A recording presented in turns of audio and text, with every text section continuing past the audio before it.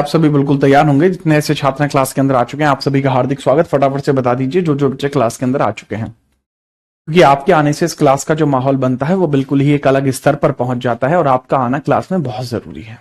बताओ एक बार फटाफट से। दीपांशी, कंचन यादव, अंजलि कुमारी, प्रियंका गौतम, ईशु, इशिता, दीपांका, सॉरी दीपांशी, ठीक है, पंचू, ये क्या नाम हुआ, पंचू ठीक है, पर कहीं कोई बात नहीं। भावना, दीपक, लवी, भूपेंद्र, अंशुल, जांगड़ा, ठीक है, ज्योति, लवी, बहुत सारे बच्चे आ चुके हैं। आप सभी का बहुत बहुत स्वागत। कैसे हैं आप लोग, बताओ एक बार, ठीक है, फटाफट बता दीजिए कैसे हैं आप लोग। और बताइए आपकी तैयारी बढ़िया चल रही है? बढ़िया चल रही है आपकी तैयारी है? बढ़िया, चलो बहुत अच्छी बात है। और आपके लिए ना, आपकी बात को ध्यान में रखते हुए आपके जो नोट्स हैं पॉलिटी के, वो अपलोड करा दिए गए हैं। जैसा कि मैंने कहा था कि शब्दों की तो बात ही है, बात सारी बात की है, और मैंने आपके जो नोट्स हैं इसी वजह से बात के ऊपर अपलोड करा दिए हैं। पॉलिटी की पहली यूनिट अपलोड हो चुकी है, एक हिंदी में और एक इंग्लिश में। जो भी आपको पसंद आए उस हिसाब से डाउनलोड कर लेना। इसके बाद इसका जो कंप्लीट फाइल है, कंप्लीट फाइल आपको मेरे इंस्टाग्राम पर देखने को मिल जाएगा, GTRANA.77 पे। हालांकि आपको यूनिट वाइज ऐप के अंदर भी देखने को मिलेगा, ठीक है। चलो, कैसे हो? मैं बिल्कुल गच हूं, आप बताइए कैसे हो। ये आपका ओवरऑल सिलेबस होने वाला है बच्चे, जिसके अंदर भारतीय राज्य व्यवस्था और संवैधानिक सिद्धांत को पढ़ रहे हैं। कंप्लीट थ्योरी होगी, एमसीक्यूज कॉन्सेप्चुअल्स पर बात करेंगे। लास्ट क्लास में जो हमने डिस्कशन किया था वो यहां पर हम अब तक कर चुके हैं। सोर्स ऑफ इंडियन कॉन्स्टिट्यूशन बढ़िया तरीके से पढ़ के, प्रियम्बल वगैरह को तगड़े तरीके से पढ़ चुके हैं। आज की हेडिंग क्या होने वाली है, फटाफट वो बताइए।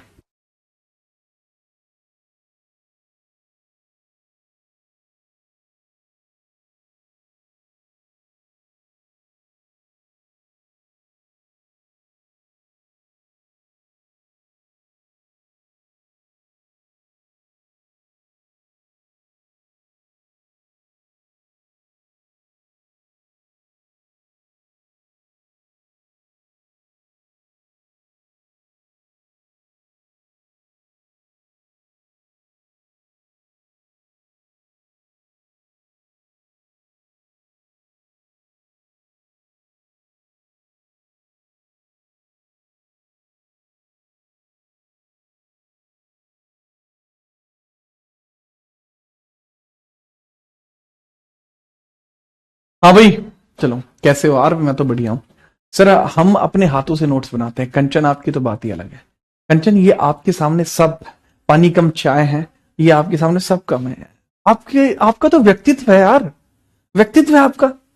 लाइट आ रही है मेरे चेहरे पे, ये जो लाइट चल रही है आप ही की वजह से तो चल रही है। देखो, आपका तो व्यक्तित्व, कमेंट करो जो लाइट आ रही है खैर कोई बात नहीं, मजाक कर रहा था। लेकिन ये बहुत अच्छी बात है, अगर कोई खुद से नोट्स बना रहा है, बहुत ज्यादा जरूरी होगा कि आप खुद से नोट्स बनाएं, ठीक है। बहुत ज्यादा जरूरी है, मैं खुद बता रहा हूं पर्सनली। मैं खुद रिक्वेस्ट कर रहा हूं आपसे कि भाई पर्सनली जो है आप नोट्स बनाइए। लास्ट क्लास में जो टॉपिक हमने छोड़ा था उससे आगे बढ़ते हैं। आज की क्लास में हम बात करने वाले शेड्यूल्स, शेड्यूल्स की की बात करने वाले। लास्ट क्लास में प्रियम्बल हमने पूरा कर दिया था।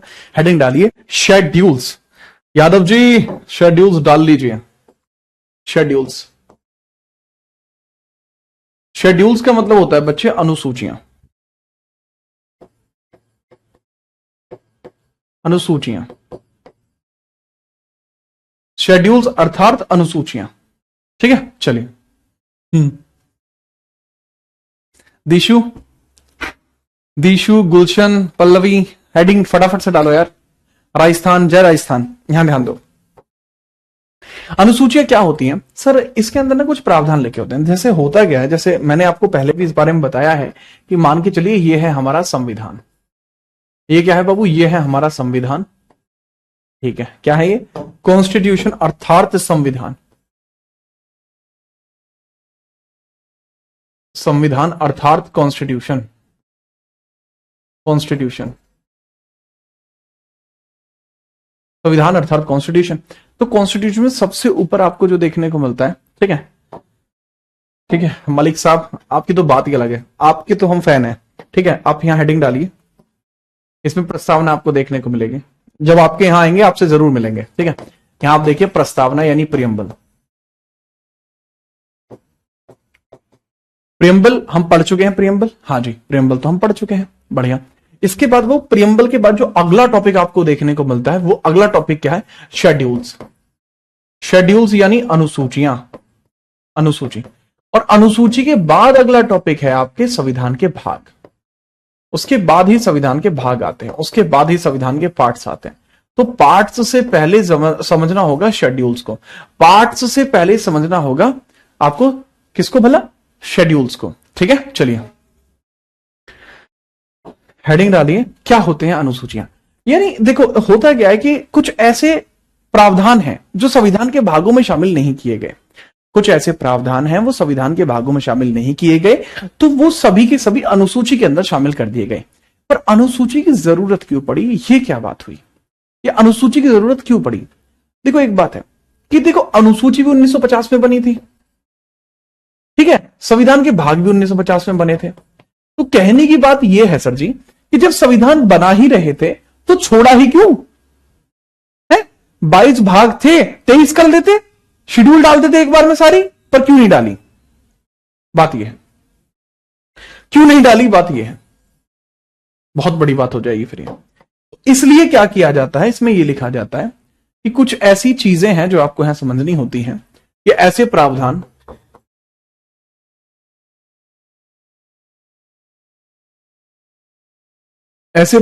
जो संविधान के भाग में, ऐसे प्रावधान जो संविधान के भागों में शामिल नहीं हुए, भागों में शामिल नहीं हुए, शामिल नहीं हुए, ऐसे प्रावधान जो संविधान के भागों में शामिल नहीं हुए, उनके लिए क्या किया गया? उन्हें अनुसूचियों में शामिल किया गया, उन्हें अनुसूचियों में शामिल किया गया, अनुसूचियों में शामिल किया गया, शामिल किया गया। ठीक है, कहने की बात क्या है? The provisions which are not included in parts they were included into schedules. Provisions which are not included, provisions which are not included in, which are not included in, which are not included in, provisions which are not included in schedule, included in parts, added in schedules, added in schedules,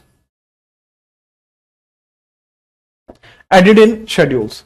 यानी जो ऐसे जितने भी parts थे बच्चे, जो ऐसे जितने भी पार्ट्स थे, ठीक है, जितने भी पार्ट्स थे, वो सारी की सारी बातें जो है, जितने भी पार्ट्स थे जो एक प्रावधान को शामिल नहीं कर पाए, उन सबको हमने शेड्यूल्स में डाल दिया। पर जरूरत ही क्यों थी? दरअसल ऐसी बात थी कि इसके अंदर वही प्रावधान डाले हैं जिनमें संशोधन की बार बार आवश्यकता होती है। तो संशोधन करना शेड्यूल्स में आसान है। मतलब कहने की बात क्या है कि संविधान में आप 23वां भाग ऐड नहीं कर सकते, संविधान में आप कोई नया भाग नहीं जोड़ सकते, जो पुराने भाग हैं उन्हीं में परिवर्तन कर सकते हैं या उन्हीं से संबंधित प्रावधान कर सकते हैं। ठीक है, तो बड़ी बात यह होती है कि बाबू जैसा मैंने बताया कि भाई संविधान के अंतर्गत जैसे हम संविधान के अंदर कोई नया भाग नहीं जोड़ सकते, पुराने भाग या उससे संबंधित प्रावधान ही जोड़ सकते हैं। इसके लिए क्या किया जाता है? इसके लिए कहा गया कि ऐसे प्रावधान जो संविधान के भागों में शामिल नहीं हुए उन्हें अनुसूचियों में शामिल किया गया। और अनुसूची के अंदर शामिल किया जाने का जरूरी इसलिए था, अनुसूचियों में इस कारण से शामिल किया गया, अनुसूचियों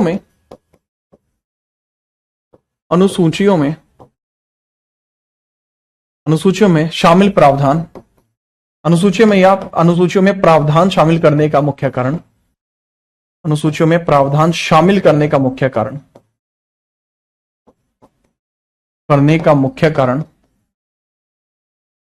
अनुसूचियों में प्रावधान शामिल करने का मुख्य कारण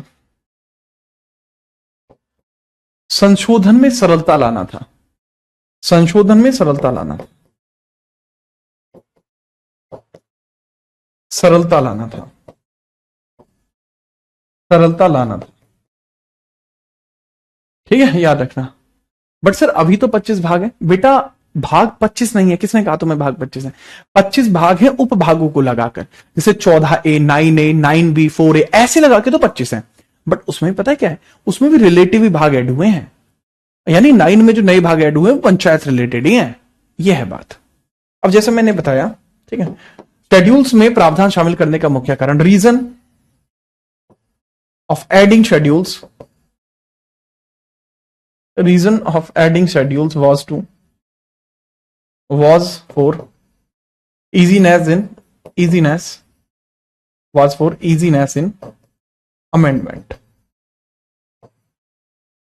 was for easiness in amendment, यानी संशोधन के अंदर सरलता लानी है तो इसलिए ऐसा किया गया है। ठीक है जी हाँ। दूसरी बात यह है बच्चे कि सर प्रारंभ में अनुसूचियां कितनी थी? प्रारंभ में अनुसूचियों की संख्या 8 थी, वर्तमान में 10 है। प्रारंभ में अनुसूचियां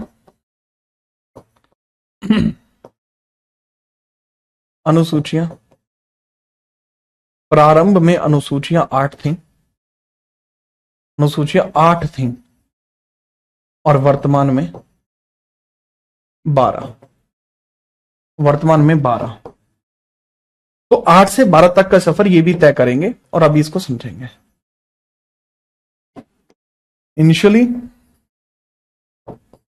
initially schedules were 8, initially schedules were 8, currently 12, currently 12, currently 12, वर्तमान में 12 है। ठीक है चलिए, थैंक यू कंचन। ठीक है चलिए,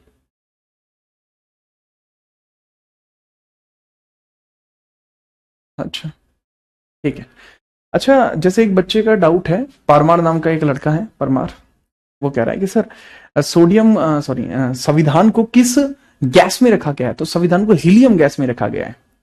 हीलियम लाइट होती है, हीलियम लाइट होती है और इस वजह से इसको रखा गया है। रिएक्शन नहीं करती है, अक्रिय गैस है, अक्रिय, ठीक है, इनएक्टिव गैस है, इस वजह से वो प्रिजर्व रखी रहती है। ठीक है अमित परमार, मेरे ख्याल से आप याद रखेंगे।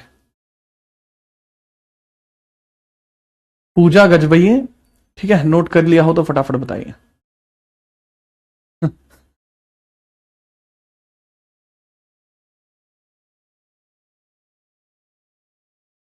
जब नोट हो जाए तो बता देना।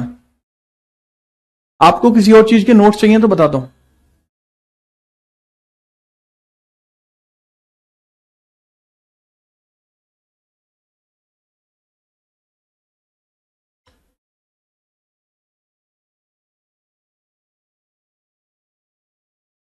हाँ भाई मनु,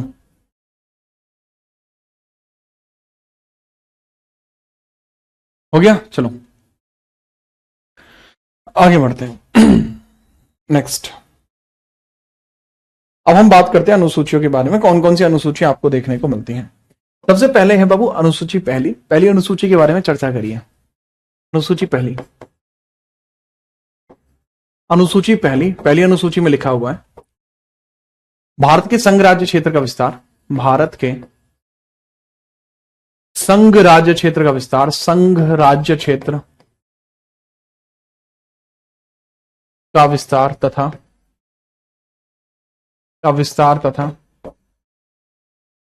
भारत के संघ राज्य क्षेत्र का विस्तार तथा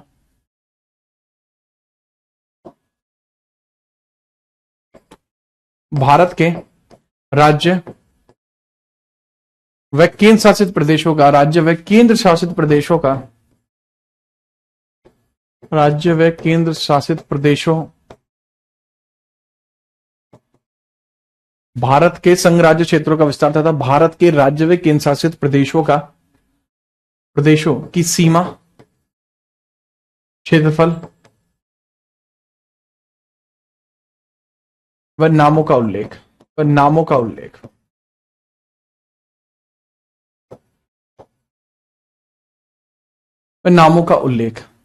ठीक है।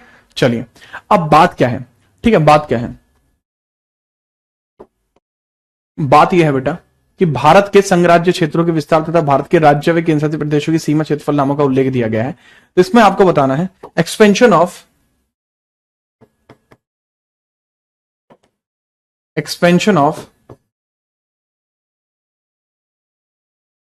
इंडियन टेरिटरी,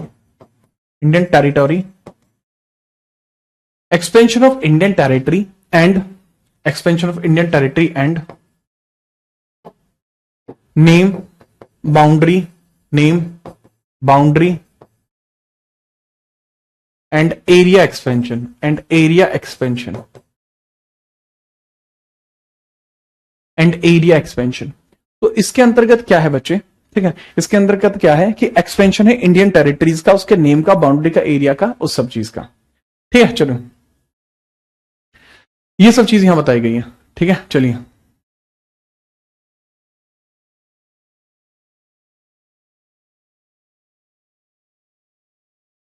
बिल्कुल शुभम।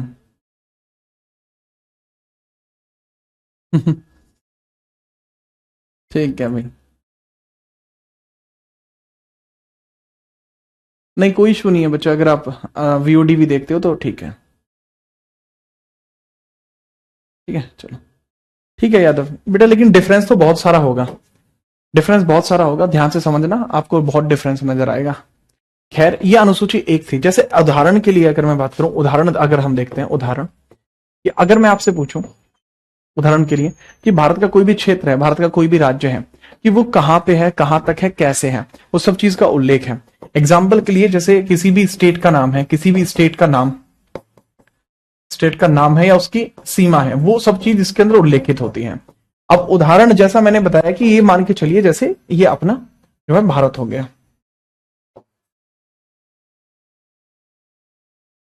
तो भारत के अंदर कोई भी बाउंड्री है, कोई भी एरिया है, उस सब चीज के बारे में यहां पर चर्चा करनी होती है, उस सब चीज के बारे में यहां पर चर्चा करनी होती है। जैसे ये वाला जो पोर्शन है दैट इज कश्मीर, ठीक है, ये वाला पोर्शन है दैट इज लद्दाख, ये लद्दाख हो जाएगा। यहां आपको हिमाचल देखने को मिलता है।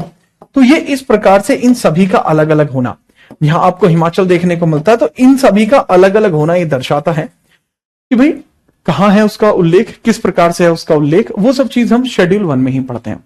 एक और बात, अगर किसी नए राज्य को भारत के क्षेत्र में शामिल किया जाएगा तो संशोधन कहां होगा, संशोधन होगा पहली अनुसूची में। यह बात भी आपको याद रखनी होगी, ठीक है, किसी नए राज्य के भारत में शामिल होने, किसी नए राज्य के भारत में शामिल होने, नए राज्य के भारत में शामिल होने, शामिल होने या होने या किसी अन्य राज्य के जो पहले से ही भारत में है, कोई अन्य राज्य है, कोई पहला से राज्य है, उसकी सीमा में भी परिवर्तन होता है, नाम में भी परिवर्तन होता है, तो वो भी आपको शेड्यूल 1 में बताना होता है। शामिल होने या भारत के किसी अन्य राज्य, किसी अन्य राज्य में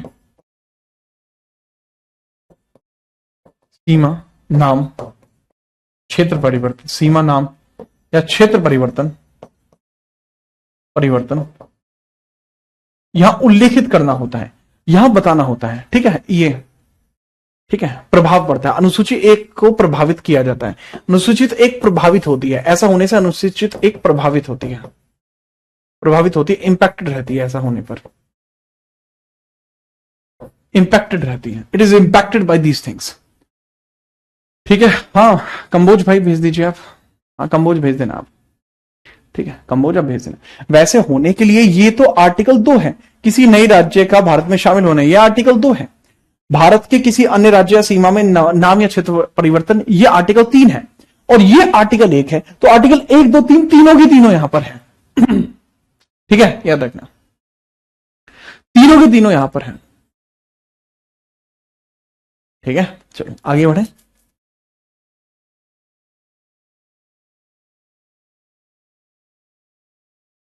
हाँ कंबोज, आप मुझे मैसेज कर दीजिए, मैं आपके मैसेज का रिप्लाई दे दूंगा। ठीक है, आगे बढ़िए, दूसरे में चलते हैं बाबू, दूसरे में। ठीक है, नोट हो गया, चलो हेडिंग डालिए अब, दूसरी अनुसूची, दूसरी अनुसूची देखते हैं हम, दूसरी अनुसूची शेड्यूल 2, दूसरी अनुसूची अर्थात शेड्यूल। अब दूसरी अनुसूची अर्थात शेड्यूल के बारे में आपको याद रखना होगा कि भाई इसके अंदर जितने भी सरकारी अधिकारी हैं उनके वेतन व भत्तों का उल्लेख किया गया है। सरकारी अधिकारियों के वेतन व भत्तों का उल्लेख, सरकारी अधिकारियों के अधिकारियों के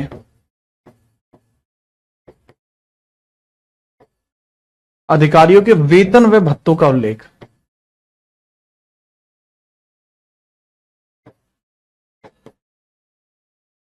वेतन व भत्तों का उल्लेख। Salary and allowances of government officials.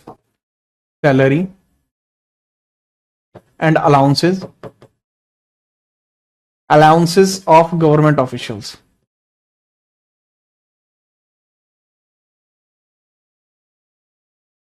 Salary and allowances of government officials, वो भी यहां पर दिया गया। वेतन कि कोई भी सरकारी अधिकारी है वो वेतन लेगा तो यहां लेगा।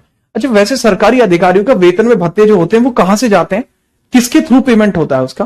देखो, सरकारी अधिकारियों के जितने भी वेतन के बारे में स्रोत होते हैं, वेतन हुआ, भत्ते हुए, इन सब के बारे में एक चीज आपको याद रखनी होगी कि सरकारी अधिकारियों के वेतन व भत्ते ये दोनों के दोनों ही कहां से जाते हैं? यह संचित निधि पर भारित होते हैं। संचित निधि पर भारित होते हैं। निधि पर भारित होते हैं। इसका मतलब है these are paid by consolidated fund. These are paid by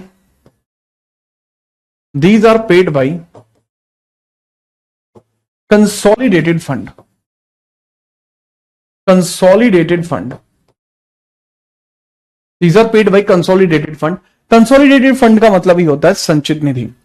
consolidated का फंड का मतलब ही होता है संचित निधि। आर्टिकल कौन सा है इसके लिए? आर्टिकल है बाबू इसके लिए 266। आर्टिकल है बाबू इसके लिए 266। ठीक है, क्लियर? जी हाँ। अब तीसरी अनुसूची शेड्यूल। सरकारी अधिकारियों के द्वारा पद ग्रहण से पहले ली जाने वाली शपथ। ठीक है, सरकारी अधिकारियों द्वारा। एक बच्चा कह रहा है सर इसमें उपराष्ट्रपति का वेतन नहीं होता, इसमें प्रधानमंत्री का वेतन भी नहीं होता।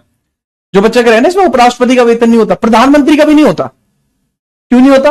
अरे उनका वेतन ही नहीं होता ना। प्रधानमंत्री को वेतन इसलिए मिलता है क्योंकि वो एमपी है।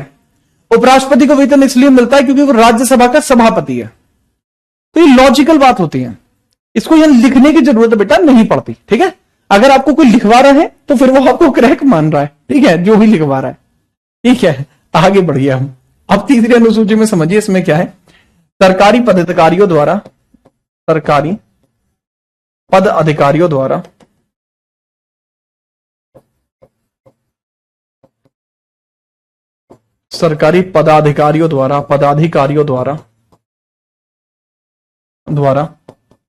पद ग्रहण से पहले ली जाने वाली शपथ। पद ग्रहण से पहले ली जाने वाली शपथ। Oath taken before holding the post. ठीक है, चलिए। Oath taking before holding post.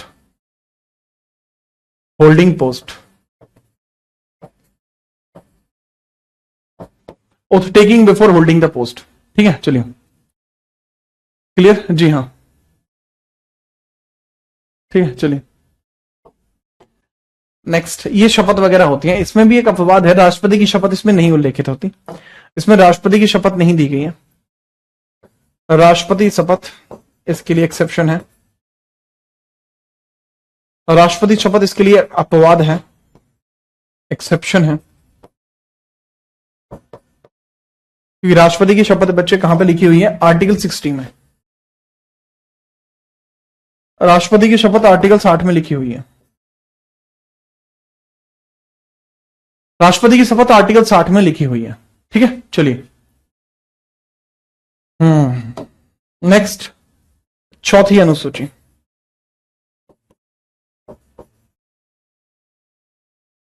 Fourth schedule. इसके अंदर क्या लिखा हुआ है? राज्यसभा में सीटों का आवंटन।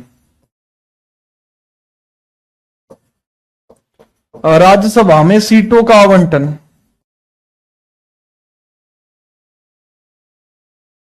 राज्यसभा में सीटों का आवंटन इसमें बताया गया है। अब इसका मतलब क्या है? allocation of seats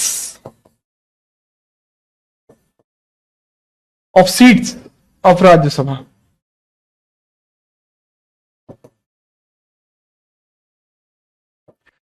राज्यसभा में किस राज्य से कितने लोग आएंगे, ठीक है, इसके बारे में बात होती है कि मान के जैसे यूपी से सर्वाधिक आते हैं, मैक्सिमम आता है यूपी से। रीजन क्या है? क्योंकि इसका बेस है पॉपुलेशन। इन राज्यसभा में जैसे आपको पता है टोटल मेंबर कितने होते हैं राज्यसभा में टोटल मेंबर कितने होते हैं, टोटल सदस्य इसमें कितने हैं टोटल बच्चे? सर दो तरीके से हो सकते हैं, एक तो मैक्सिमम और एक वर्तमान में। मैक्सिमम या वर्तमान में, अधिकतम या वर्तमान में, या वर्तमान में, करंटली वर्तमान में। तो अधिकतम की बात करूं तो बाबू 250 हो सकते हैं वो, वर्तमान में 245 है। तो ये 245 सदस्य कहां कहां से आए हैं, 245 सदस्य किस किस राज्य से आए हैं, इसके बारे में बात की जाएगी, की गई है, ठीक है। नोट होते बताओ।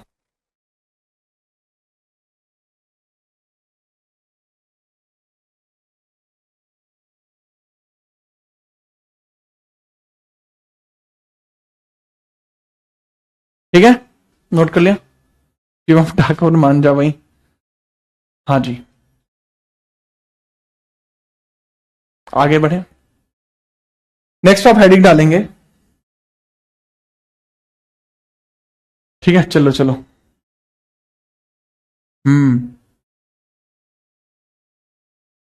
नहीं बेटा सिर्फ रिवाइज कीजिए आप।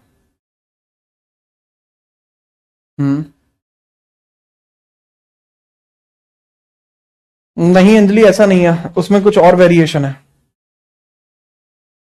ठीक है। नेक्स्ट हम आगे बढ़ते हैं। पांचवी अनुसूची की बात करते हैं। पांचवी अनुसूची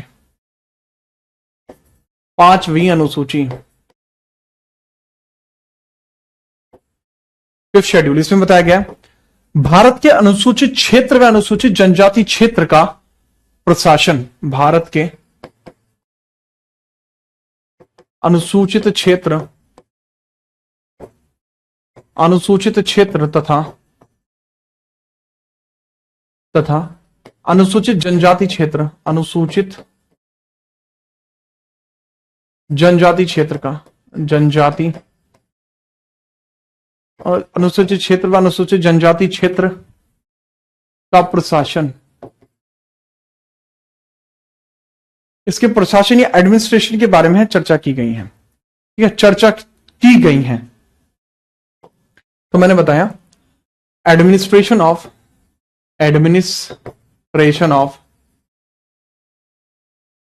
scheduled area and scheduled tribal area,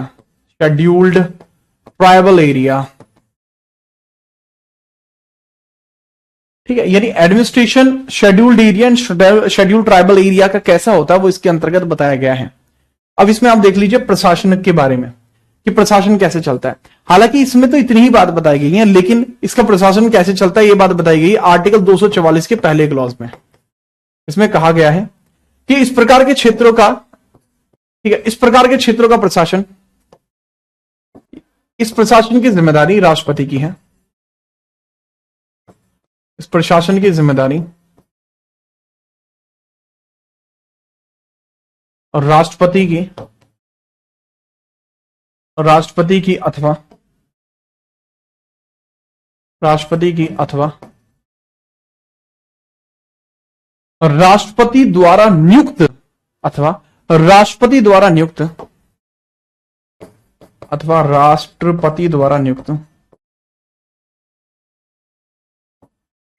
द्वारा नियुक्त प्रशासक की। तो इस प्रशासन की जिम्मेदारी राष्ट्रपति की अथवा राष्ट्रपति द्वारा नियुक्त प्रशासक की होती है,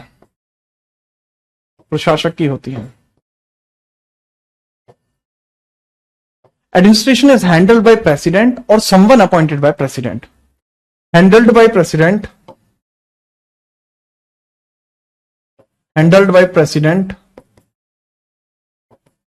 प्रेसिडेंट और someone appointed by president, appointed by president. ये तो राष्ट्रपति की या राष्ट्रपति द्वारा नियुक्त किसी व्यक्ति की, ये बात लिखी हुई बाबू आर्टिकल 244 के पहले क्लॉज में। 244 के पहले क्लॉज में ये बातें लिखी हुई है, याद रख लोगे।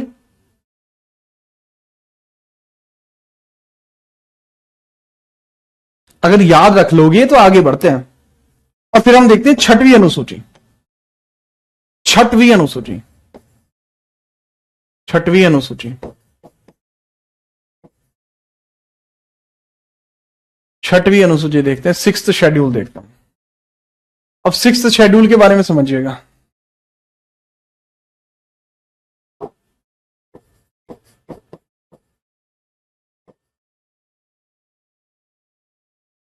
छठवीं अनुसूची के बारे में समझते हैं, ठीक है, चलिए।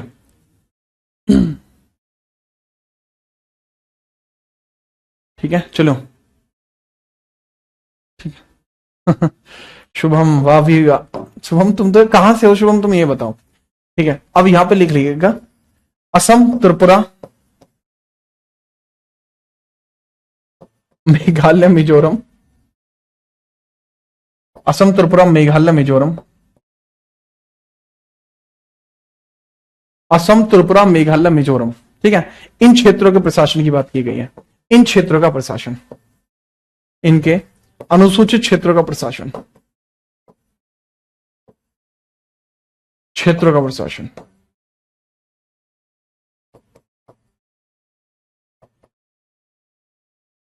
यहां का जो एडमिनिस्ट्रेशन है वो यहां पे इस प्रकार से चलता है, ठीक है। चलो, अब इसके लिए कौन सा आर्टिकल है, कैसे चलता है ये प्रशासन। इस प्रशासन के लिए आर्टिकल है 244 का क्लॉज दूसरा, और इसके लिए सेम चीज इसमें लिखी हुई है, जो ऊपर लिखी चीज है सेम इसमें लिखी हुई है, सेम डिट्टो, ठीक है। चलो, हाँ, रश्मि रथी सुनाऊं तो मैं, रश्मि रथी के अंदर सर्गों में बटी हुई है रश्मि रथी, एक हिंदी की किताब है, उसके अंदर एक तीसरा सर्ग है। तीसरा सर्ग बड़ा अच्छा है।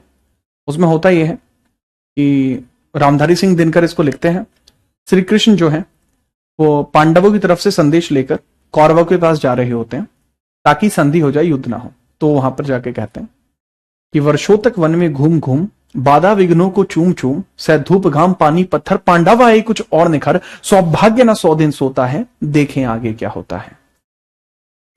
ठीक है, वहां जाके समझाते हैं कि भाई पांडव वापस आ चुके हैं और बहुत अच्छे होकर आए हैं, मजबूत तरीके से होकर आए हैं। और फिर वो बताते हैं कि हो न्याय अगर तो आधा दो, पर इसमें भी यदि बाधा हो तो दे दो केवल 5 ग्राम, रखो अपनी भूमि तमाम, हम वहीं प्रेम से खाएंगे, परिजन पे असी न उठाएंगे।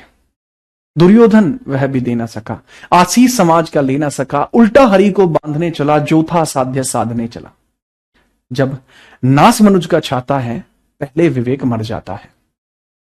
जब नास मनुज का छाता है, पहले विवेक मर जाता है। हरि ने भीषण हुंकार किया, अपना स्वरूप विस्तार किया, डगमग डगमग दिग्गज डोले, भगवान कुपित होकर बोले, जंजीर बढ़ाकर साध मुझे, हाँ हाँ दुर्योधन बांध मुझे। यह देख पवन मुझ में लय है, ये देख गगन मुझ में लय है, मुझ में लय है संकार शकल, मुझ में लय है झंकार शकल, अमृत फूलता है मुझ में, संघार झूलता है मुझ में, उदयाचल मेरा दीप्त भाल, भूमंडल 6 अक्षत विशाल। ठीक है। ठीक है, तो मतलब आगे बहुत सारी है ये, पर वो ज्यादा हो जाएगा, इसलिए आपका जितनी देर में नोट करा इतनी देर में मैंने ये बता दिया। अगर आपने नोट कर लिया देन हम आगे बढ़ते हैं, 7वीं अनुसूची की चर्चा करते हैं। ठीक है, इनका एडमिनिस्ट्रेशन अलग से क्यों दिया गया है।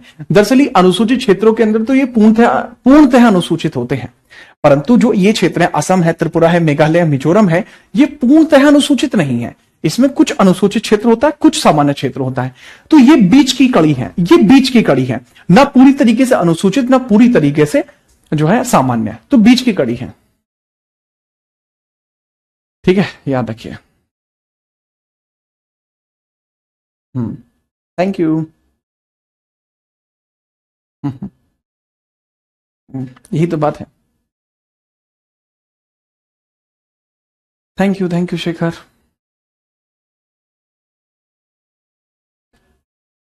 ठीक है, अब नेक्स्ट आप हेडिंग डालेंगे इसमें 7वीं अनुसूची।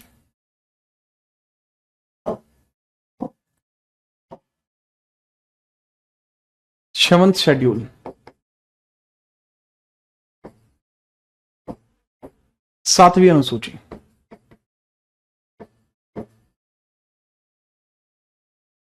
सातवीं अनुसूची की बात करते हैं, ठीक है। चलो 7वीं अनुसूची में बताया गया केंद्र व राज्य में शक्ति विभाजन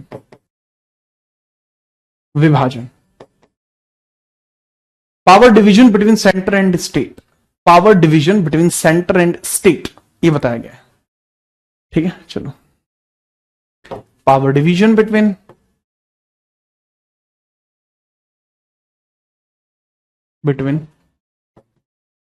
सेंटर एंड स्टेट,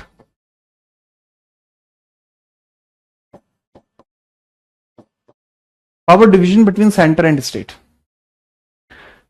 ठीक है। चलिए अब इसके अंदर अगर हम बात करें कि भाई केंद्र के और राज्य के मध्य आप शक्ति का विभाजन कैसे कर सकते हैं, ये एक बड़ा सवाल होगा। अब वो बात है भाई यहां पे क्लियर कि पावर डिवीजन कैसे हो जाती है। दरअसल कानून बनाने की क्षमता ही, कानून बनाने की क्षमता, कानून को लागू करने की क्षमता या कानून को संरक्षित रखने की क्षमता, यही होती है power. This is power, this is सत्ता, this is everything that one is needed. यही सब कुछ है जो एक व्यक्ति को चाहिए। तो इसमें क्या किया गया, कानून बनाने या कुछ भी मतलब सत्ता को विभाजित करने के लिए 3 सूचियां बनाई गई। सत्ता को विभाजित करने के लिए, ठीक है, सत्ता विभाजन के लिए 3 सूचियों का निर्माण किया गया है। सत्ता विभाजन के लिए 3 सूचियां बनाई गई, 3 सूचियां बनाई गई।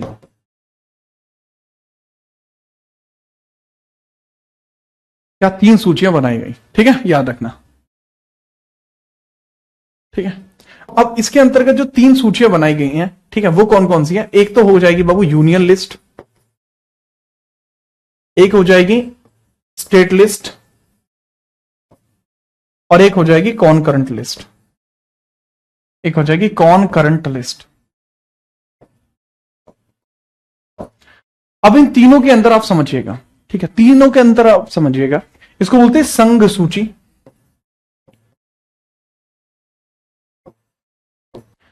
इसको बोलते हैं राज्य सूची और इसको बोलते हैं बच्चे समवर्ती सूची।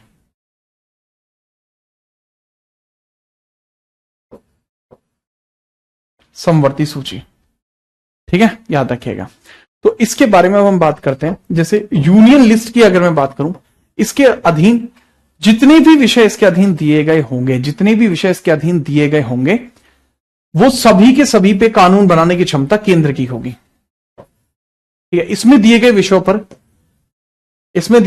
कानून संघ बनाएगा, इसमें दिए गए विषयों पर कानून, दिए गए विषयों पर कानून बनाने की क्षमता,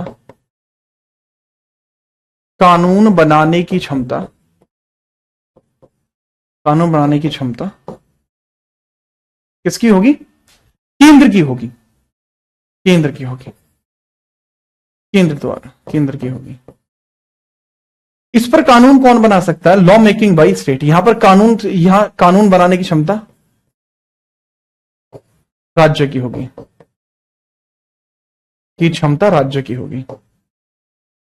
राज्य की होगी। कानून बनाने की क्षमता राज्य की होगी। और कॉन्करेंट लिस्ट के बारे में यदि मैं चर्चा करूं कि कॉन्करेंट लिस्ट के बारे में अगर मैं बात बताऊं, तो यहां कानून बनाने की क्षमता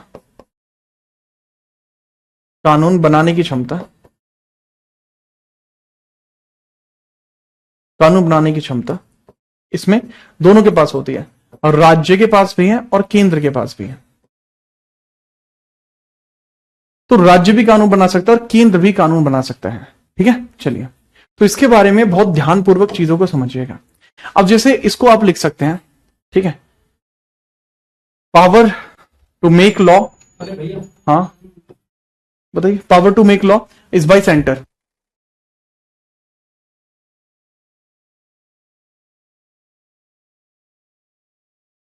पावर टू मेक लॉ,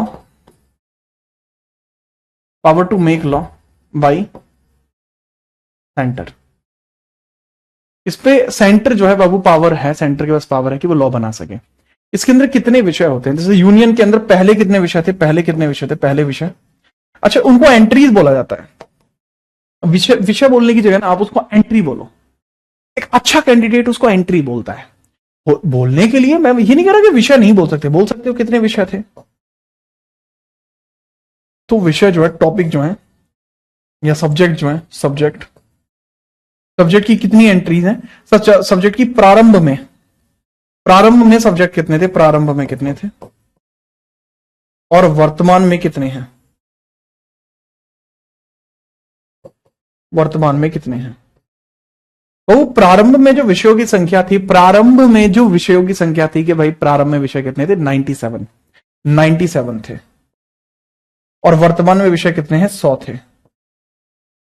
वर्तमान में विषय कितने थे? 100 थे। पहले 97, अब 100 थे। ठीक है, चलिए यहां पे कितने थे बेटा? पहले ये स्टेट लिस्ट है, यहां पहले 66 थे और अब कितने हैं? 61। इनको एंट्रीज बोला जाता है, एंट्रीज बोलते हैं। यहां पर कितने थे बाबू? पहले 47 थे, अब 52 है। 47 थे, अब कितने हैं? 52। ठीक है, अब कितने हैं? अब 52 है। तो पहले 47 थे, अब 52 है। तो ये संख्या इस तरीके से काम करती है। उदाहरण के लिए भाई यूनियन लिस्ट में क्या होगा, स्टेट लिस्ट में क्या होगा, कॉन्करेंट लिस्ट में क्या होगा।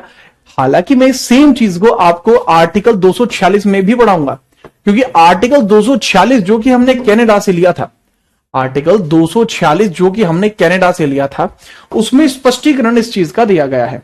7वीं अनुसूची का स्पष्टीकरण, या फिर आप कह सकते हैं केंद्र व राज्यों की शक्तियों का उल्लेख उसमें दिया गया है। उसको हम वहां पर भी पढ़ेंगे, बट बहरहाल यहां पर देखना जरूरी होगा कि मैं यहां पे क्या क्या बता रहा हूं। जैसे उदाहरण के लिए रक्षा मंत्रालय, प्रत्यार्पण, रक्षा हुआ, रेलवे हुआ, प्रत्यार्पण हुआ, प्रत्यार्पण हुआ, ठीक है, प्रत्यार्पण हुआ, संचार हुआ, संचार हुआ, बैंकिंग हुआ, बैंकिंग हुआ। तो ये सब जो है बाबू, बैंकिंग हुआ, यातायात हुआ, संचार हुआ, यातायात हुआ, यातायात। ये सारे के सारे जो टॉपिक हैं, ये सारे के सारे जो टॉपिक हैं, ये आपको देखने को मिलते हैं यूनियन लिस्ट में। ठीक है, इसके अलावा पुलिस हुआ, भूमि हुआ, कृषि हुआ, पुलिस हुआ, भूमि हुआ, कृषि हुआ, ठीक है, पुलिस हुआ, भूमि हुआ, कृषि हुआ। क्लियर?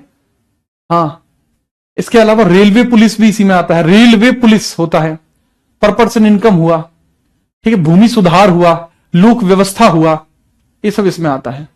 ठीक है, पुलिस, एग्रीकल्चर एंड लैंड, ये सब इसी में आता है। इवन एंटरटेनमेंट वगैरह भी इसी में आता है, एंटरटेनमेंट वगैरह भी इसी में आता है। मुद्रा नहीं होता, मुद्रा इसी में होता है भाई, मुद्रा यूनियन का है। यहां क्या होता है? स्वास्थ्य, परिवार कल्याण, स्वास्थ्य इसमें आता है, हेल्थ, स्वास्थ्य, शिक्षा, परिवार नियोजन, ये इसमें आता है, परिवार नियोजन, फैमिली प्लानिंग,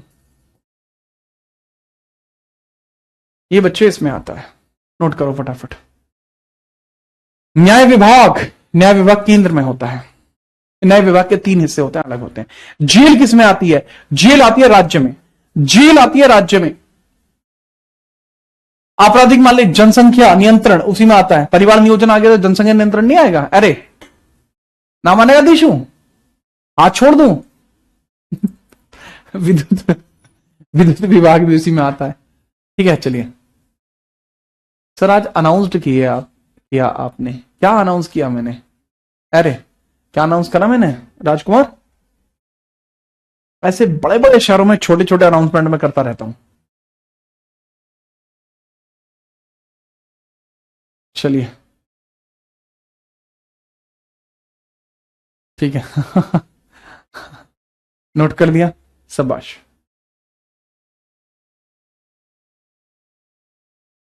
ठीक है, नेक्स्ट अब हम बात करते हैं 8वीं अनुसूची के बारे में। हेडिंग डालिए 8th शेड्यूल, 8वीं अनुसूची, 8वीं अनुसूची, 8वीं अनुसूची। 8वीं अनुसूची में बाबू राजभाषाओं का उल्लेख है। किसका उल्लेख है? राजभाषाओं का उल्लेख है, राजभाषाओं का उल्लेख, राजभाषाओं का उल्लेख।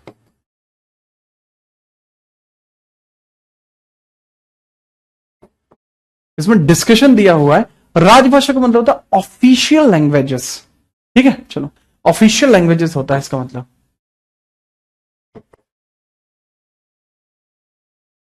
Official language. अब होता क्या है कि सर शुरुआत में संविधान की शुरुआत में 14 थी, संविधान की शुरुआत में 14 थी, संविधान की शुरुआत में कितनी थी? 14 थी, 14। संविधान की शुरुआत 26 जनवरी 1950, 26 जनवरी 1950।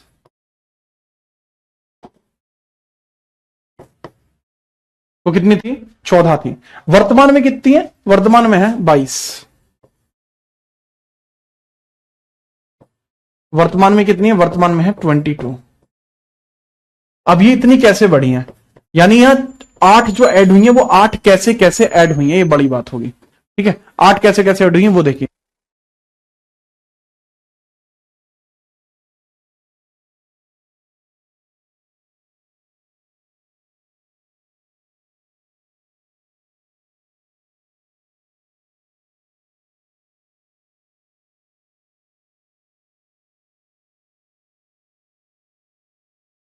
हाँ भाई चलो, अब ये 22 भाषाएं कैसे हुई हैं उसमें देख लिए। 15वीं कब हुई थी? 14 थी तो 15वीं कब आई? 15वीं कौन सी होती है? सिंधी। सिंधी कहां बोली जाती है? गुजरात और राजस्थान में। कहां बोली जाती है? गुजरात और राजस्थान में। गुजरात और राजस्थान, राजस्थान में बोली जाती है। कब जोड़ी गई बाबू? कब जोड़ी गई सर? ये जोड़ी जाती है 21वां संशोधन 1967, 21वां संशोधन 1967 में। CAA का मतलब होता है constitution amendment, tuition amendment act, amendment act जिसका मतलब होता है संशोधन, इसका मतलब होता है संशोधन।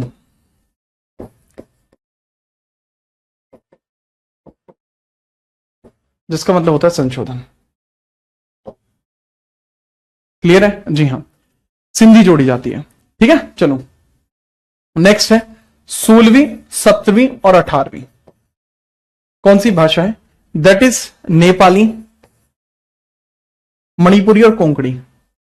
मणिपुरी और कोंकणी, कोंकणी। तो ये कब जोड़ी जाती है बाबू? ये है 71 संशोधन, 71 संशोधन 1992। नेपाली बोली जाती है सिक्किम में, मणिपुरी बोली जाती है मणिपुर में, और कोंकणी बोली जाती है गोवा में, ठीक है। याद रखेंगे? जी हां। 21वां संविधान संशोधन 1967, 71वां संविधान संशोधन 1992। इसके बाद बचती है आपकी बोडो, डोगरी, मैथिली, संथली 19, 20, 21 और 22। बोडो, डोगरी, मैथिली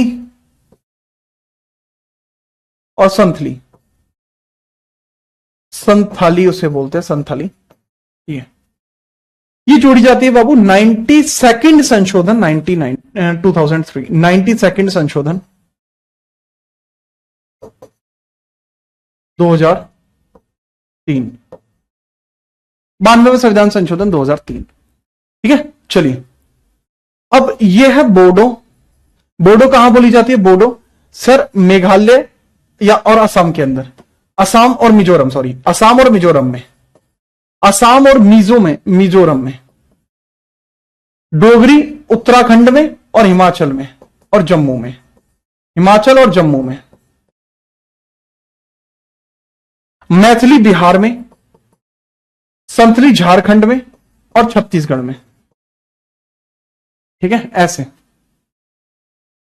ठीक है बाबू। तो इस तरीके से सारी भाषाएं जुड़ जाती है। यहां पर भी आपका लिखा हुआ है। अच्छा यहां पे लिखा हुआ है, मैंने देखा नहीं, इसमें इसमें होगी आपकी संथली एरी, संथली ट्राइब वेस्ट बंगाल झारखंड बिहार, ठीक है, यहां बोली जाती है, लिखा हुआ है, ठीक है। ये किसकी है? अरे ये मार्क एंड स्पेंसर की है, ठीक है। वो बच्चा कपड़े पूछ रहा है कि सर कौन सी कंपनी की, और वो बहुत दिनों से पूछ रहा है। वो मुझे कोई भी मिल जाती है, मैं कोई भी शर्ट पहन लेता हूँ, क्योंकि मेरे पास इतने पैसे हैं नहीं, ठीक है, कि मैं नई नई रोज पहन पाऊं। तो ये मार्क एंड स्पेंसर की है ये, और ये काफी पुरानी शर्ट है, बहुत पुरानी शर्ट है मार्क एंड स्पेंसर की। जो दूसरी वाली थी वो भी वही थी, ठीक है। खैर आगे बढ़ते हैं, और मेरे ख्याल से आपको बहुत बढ़िया रहा होगा, अच्छे तरीके से आप समझ पाए, ठीक है। और भाई याद रखना, आपके लिए मैं हमेशा आपके समर्थन में हूं, कुछ भी हो कैसे भी हो, मैं आपके समर्थन में रहूंगा हमेशा।